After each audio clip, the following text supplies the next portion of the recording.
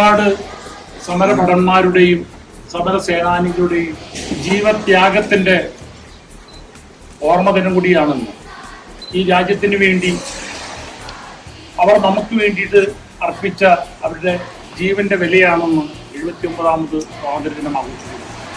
ഇനിയുള്ള ഓരോ കാലഘട്ടത്തിലും ഭാരതത്തിന്റെ വിജയത്തിന് വേണ്ടി ഓരോരുത്തരും അക്ഷീണം പ്രവർത്തിക്കാൻ ഇടവരുത്തട്ടെ എന്ന് മാത്രം പ്രാർത്ഥിച്ചുകൊണ്ട് എല്ലാവർക്കും ഒറ്റവാക്കിൽ ആശംസകൾ നേർന്നുകൊണ്ട് നിർത്തുന്നു. നമസ്കാരം. എല്ലാവരും ഈ പറയുന്ന പോലെ നല്ല രീതിയിൽ മുന്നോട്ട് പോവുക, രാജ്യത്തിന് കോൺട്രിബ്യൂഷൻ കൊടുക്കുക, രാജ്യ സ്നേഹം ഏറ്റവും മുൻനിർത്തി തന്നെ ജീവിക്കുക.